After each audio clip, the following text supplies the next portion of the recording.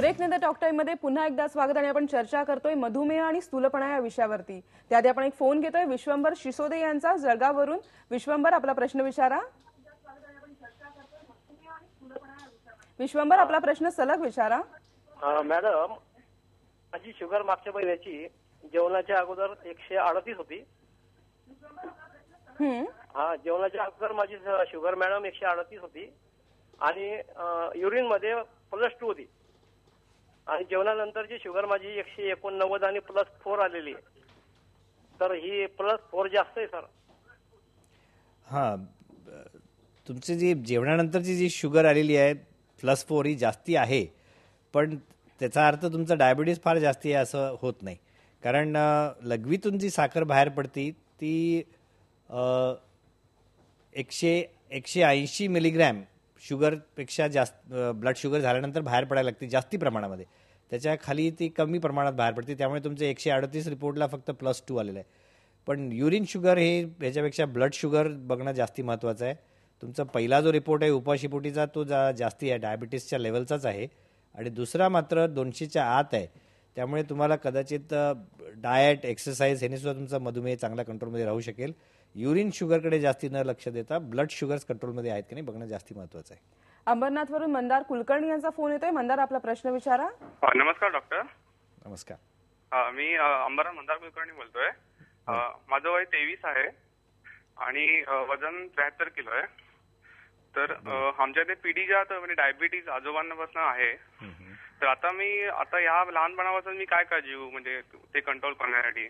मला सांगितलेलं आहे की धोका आहे डायबिटीजचा की पिढीजात असल्यामुळे, तर वजन पण जास्त, त्यामुळे मला जरा हे वाटतंय की काय काळजी घ्यावी लागेल। तर वजन तुमचं नियंत्रित ठेवणे हे फार महत्वाचं आहे तुम्हाला।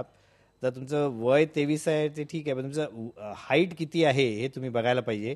आणि तुमच्या जे फॅमिली डॉक्टर किंवा कुठेही ज्यांच्याकडे BMI चार्ट आहे त्या चार्टप्रमाणे तुमचं BMI काय आहे कॅल्क्युलेट करायला पाहिजे। आता या चर्चेच्या सुरुवातीला सांगितलं आम्ही की बॉडी मास इंडेक्स हा जर का तुमचा वजन आणि हाईटच्या हिशोबाने तुमचा जर का 30च्या आसपास असेल तर याचा अर्थ तुम्ही ओबेस आहात, म्हणजे स्थूल आहात।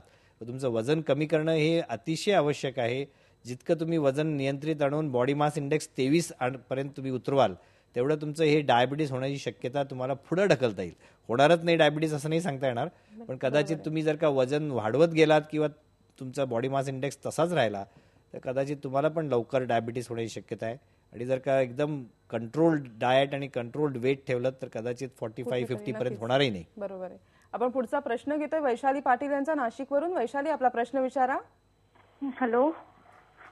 हॅलो, नाशिकहून बोलते। मला हायपोथायरॉइडिझम आहे आणि माझं वेटही 65 पर्यंत आहे। प्लीज आपल्याला डाएट सांगता येईल का माझ्यासाठी? पहिलं महत्त्वाची गोष्ट अशी आहे की तुम्हाला हायपोथायरॉइडिझम आहे म्हणता तुम्ही, तर ते थायरॉइड हार्मोन्सचे लेवल्स तुमच्या ट्रीटमेंट चालू असेल तर पहिली गोष्ट म्हणजे तुम्ही थायरॉइड म्हणजे तुमचं T3 T4 चे रिपोर्ट्स आणि TSH चे रिपोर्ट्स, महत्त्वाचं म्हणजे TSH चा रिपोर्ट नॉर्मल झालेला आहे का हे आधी बघणं फार महत्त्वाचं आहे। कारण जर का हायपोथायरॉइड तुम्ही राहिलात तर तुम्ही किती डाएट केलं तरी तुमचं वजन लवकर घटणार नाही। आणि थायरॉइडचे गोळ्या चालू असताना वजन आपोआपच कमी होतं।